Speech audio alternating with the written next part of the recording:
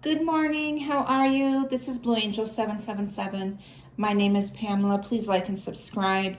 I'm doing a reading for today for October 17th, 2024. We have a full moon last night and tonight. It was peak time at 7:26 a.m. Eastern time. It is a super full moon. It was a super full moon. We have been feeling the intensity of it the week prior and a few days after. It was at 24 degrees. It's tapping into our inner strength and transforming challenges into growth opportunities, making big decisions, emotional decisions. Mars is ruling this super full moon, feeling like a lunar eclipse. And Mars is in Cancer and it's very emotional energy, intense emotions. Could have some outbursts if you have those. Really strong, I'm guided to say soul retrieval. Something buried very deeply. And the reason for that is that there is, hold on a second. It's conjunct Chiron, the Great Awakener, the Wounded Healer. It's conjunct Chiron. It's also conjunct Aries, Eris. And Aries is a dwarf planet. And there's something specific about that. Hold on. She's known for, I can't think of the word. Discord would be the word. It's something emerging in a collective consciousness, awareness of our relationships.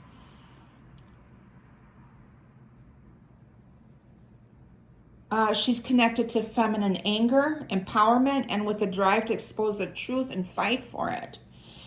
She has also to do with the urge to create chaos and discord. Yes, discord. And destructive for the sake of it or for egoic pleasure.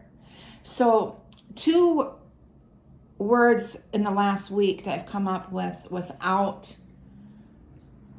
studying astrology and just connecting with the energy of what's going on is intense emotions.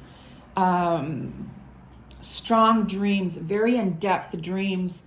Soul retrieval is come to me right now, but wounds in the soul, deep within your soul, very suppressed, deep wounds that are being processed and pulled out. Strong emotions, a rebirth with that, probably because Mercury and Venus are in Cancer. Scorpio energy, so strong rebirth energy from that. So deep soul retrieval, and with Aries lined up and conjunct this, could be some blaming other people for decisions that you have made, with Jupiter retrograde in Gemini, because we're really in our head about all of these things. She's a rebel from oppression. Okay, Aries is a rebel from oppression. Anything, again, that's really deeply wounded. Did a healing this week and really had to dig. I've been doing a healing on this certain client for quite a while now, and I finally got the outburst that I needed, the retrieval, the soul retrieval of something deeply suppressed that this person's actually really buried deep. And has finally come out. This work has finally come out. Something made me just keep focusing on this certain area in her body that you might be carrying these emotions. If you're feeling aches and pains, sacral chakra, strong oppressed emotions in that area, feminine timelines, mother timelines could be, or the father and the root chakra. It could be in our hips, in our joints, carrying suppressed emotions. Also some fears with that. The sage is really going, thank you for that. Cleanse this energy, please, from us and the emotion. But Aries is connected to the feminine anger, empowerment, and with the drive to expose the truth and fight for it. She also has to do with the urge to create chaos and discord and destruction for the sake of it. Okay, I read that already, but it's really important. If someone is in your family timeline, in your world, has anyone come at you with a blame game, or it's your fault that I did this, or it's your fault that I'm feeling this? And so it's also gives strength and progress to our empowerment journey. A rebel for oppression reclaims our freedom and exposes the truth and reveals the dysfunction. That's what I'm looking for. It's revealing the dysfunction in the family, within yourself, and it's your fault because I'm this way, or I've done this, or I made this decision. So it could cause anger and outburst. It's a transformative force rather than a destructive one, meaning it's a release. It's a good thing. It might be an outburst, and it might be unpleasant, or it might attack your heartstrings and feeling guilt and all these things, but breathe out that guilt. Dig into it, and why am I feeling guilty? Are you responsible, maybe not knowingly, for this? And accepting it and releasing it and breathing into it and letting it go. It's a transformative experience. It's a transformative experience. So with that, let's see what this energy is. There's a lot other, we have, it's also square Mars and Pluto. I brought up Mars with Cancer. And Pluto and Capricorn direct now, finally. We're finishing up this last month, and the last time you'll ever experience Pluto and Capricorn till it shifts to Aquarius. But it's in that 29th degree of really wrapping up some old energy. This highly charged configuration can point to an acceleration of conflicts and power struggles. And as I say the power struggles, something really deeply rooted in your gut. I'm feeling on my left side of my sacral chakra, in the intestinal area, way in there. And that is your feminine side, right? So yes, some feminine timelines, I think, with that Mars and Cancer. Because the Mars is the masculine, and then we have this Pluto energy. I believe Capricorn is a feminine energy. Correct me if I'm wrong. As tension erupts into open, the likelihood of experiencing separations and breaking points increases. Yes, strong decisions with relationships, especially with Jupiter retrograde and Gemini too, kind of going back really in your head space with this Gemini energy, slowing things down, the steps, the progress, how important each one is to get to that breaking point, to make those big decisions all the way into February. This is a completion of a 6-month process from, I believe, the new moon or full moon in Aries, and in Aries season up until now, into October. There's that alignment with Libra. The exact opposite there is this finding harmonizing and balance with this transition, balancing out from the last 6 months finally. Okay, so I call angels, ancestors, guides, setting masters from 5D and above. I call the directions west, north, east, south, Mother Earth, universe, all my relations. I call on the elements of fire, earth, air, water, ether, the winds and messengers of the universe. Guys, it's connected to the collective, please. Today, I saw the sun illuminating, enlightening, and balancing things with this Libra energy. Connecting with the collective on their soul journey, their spiritual journey. I'm feeling angel tingles on my left side. And the strong sun on my right side here. Guides, connecting with the collective's energy at this time with this full moon in Aries, in this emotional release that are needed, and guide them on that, and assist them and help them the best of your abilities. Grounding, centering is really important.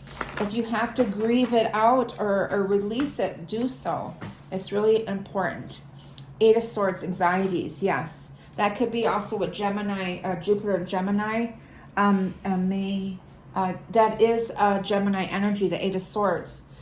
So Jupiter in Gemini is causing this anxiety in our minds here. Excuse me. I'm feeling my throat tension and itching on the left side of my throat. So that would be, again, that feminine side, some communication that needs to be said. Some feminine emotional, that sacral chakra. To me, those deep wounds of abuse, some type of abuse that affected our wombs, our sacred womb, decisions that we've made in the past due to freeze or flight, any type of healing that's triggering somebody. I feel like that's really important, maybe to get a counselor, excuse me. Yes, I'm clearing that out. It's totally on my left side of my throat, so I have to drink this coffee. Clear that left side, please. Clear. So it is the left side, the feminine side, some communications about maybe things that we've done that's affecting our root and sacral chakra. Really strong sacral chakra. Carnelian energy is really important. Yes, the Trinity. Excitement, it could be work, your work, worried about work, decisions, and maybe wanting to move on. This is the 3D read.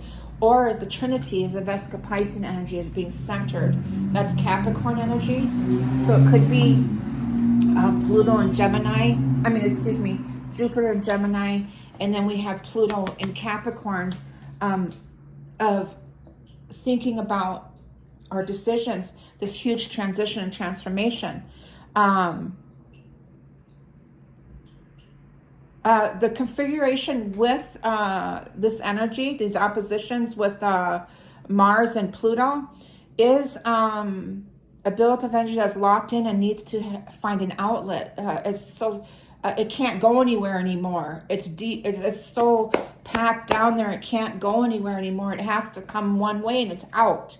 And that's that you can feel the intensity of my energy. I'm feeling this energy. I have a moon in Gemini, by the way, so this Jupiter energy is really, I'm really in my head here. It's the buildup of energy that is locked in and needs to find an outlet. Cardinal signs. Yes, I am a cardinal. I'm a Libra with a Gemini moon. Signs have an inherent need to initiate, and when this impulse is thwarted, frustration grows. So this buildup is happening. Okay. The activation of Pluto at 29 degrees at Capricorn and Mars in Cancer, and the prominence of the Cancer-Capricorn axis points to the necessity of healing childhood wounds. Yeah, that keeps impacting our lives and our relationships. This is an invitation to take responsibility for our healing and learn to create security for ourselves. This supermoon in Aries transforms challenges into opportunities. It's helping to release old, and it's a difficult transition because it's so emotional and it's so deeply rooted that it really is painful to release it, to even allow ourselves to pull ourselves back into that timeline. Could be some soul fragments at those times. These are deep wounds. With squaring Chiron also is helping to release that, because Chiron is in Aries. Chiron, the wisdom of pain. She's the wounded healer and the teacher. She's very sensitive, tender point of chart. Chiron lessons revolve around the fact that when pain becomes our teacher, we develop a unique kind of compassion and wisdom, and one that can be developed otherwise. When Chiron is conjunct with the moon, emotional healing takes center stage as we are confronted with reoccurring emotional pain, with wounds that won't stop bleeding. They're coming and tainting other areas in our lives, the decisions that we have made.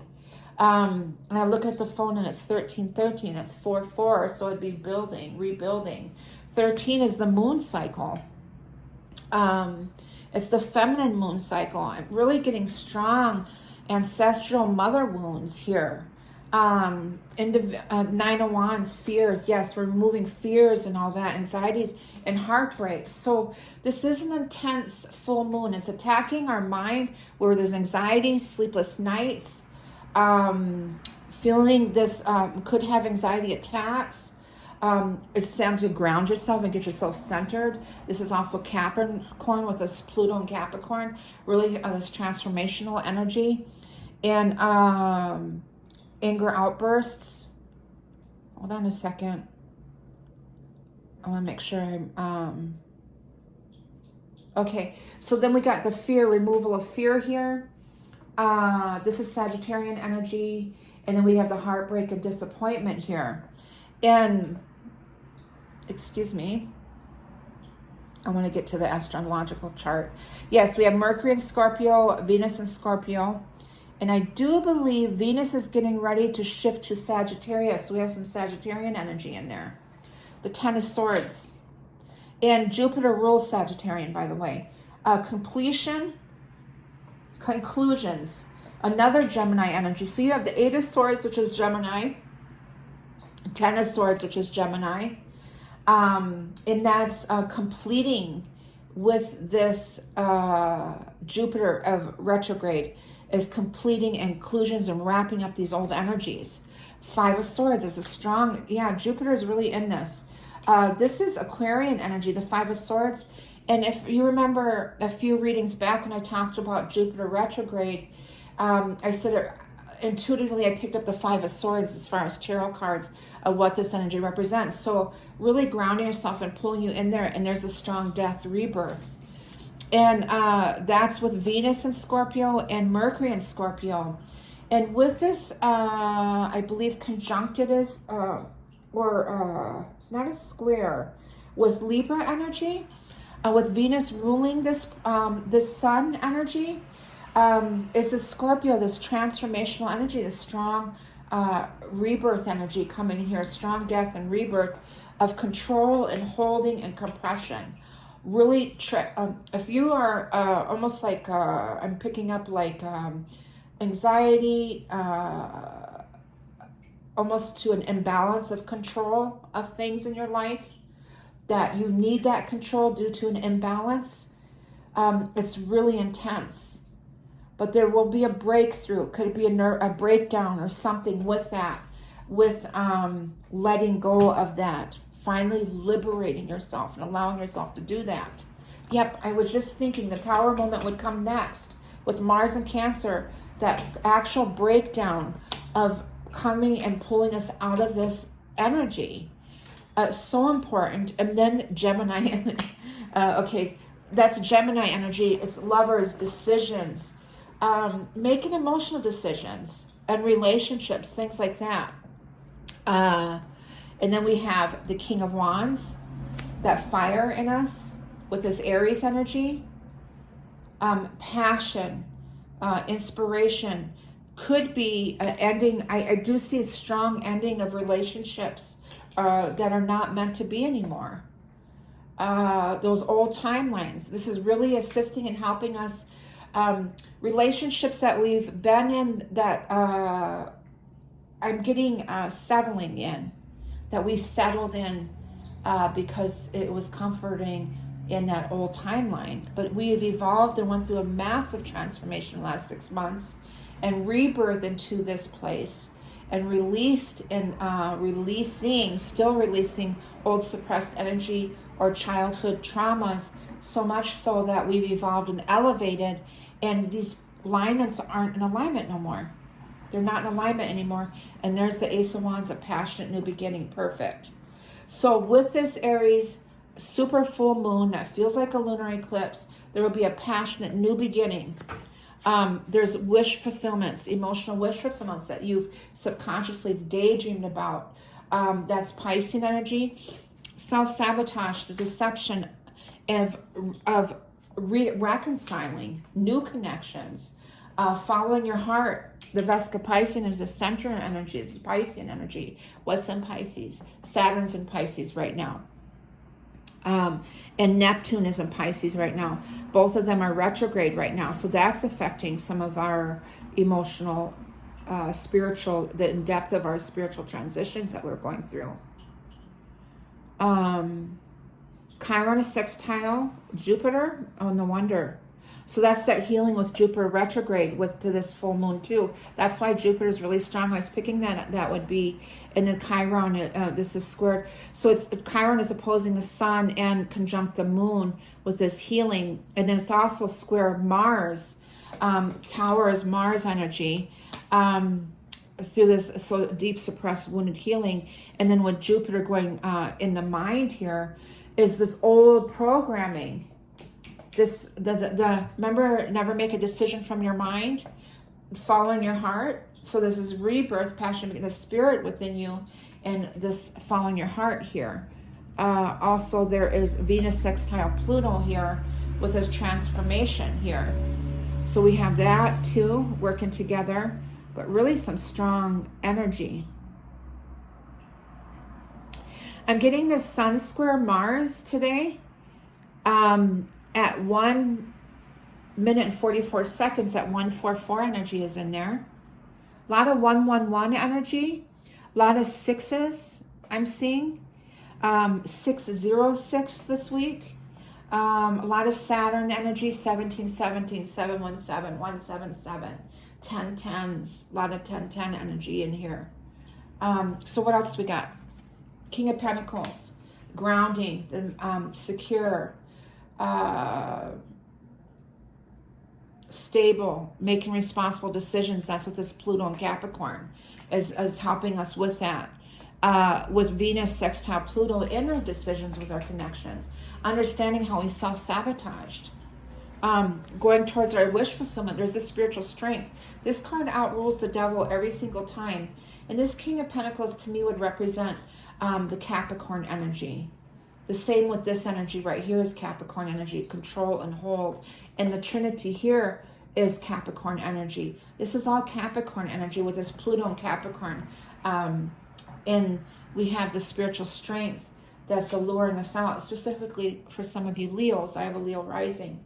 But the strength is the feminine, tamer, masculine, luring him in, hands on the throat chakra. So with this deep healing, with his heartbreaks, of opening up and liberating from that and trying to control this everything in your life, it's not happening. And there's this rebirth from here.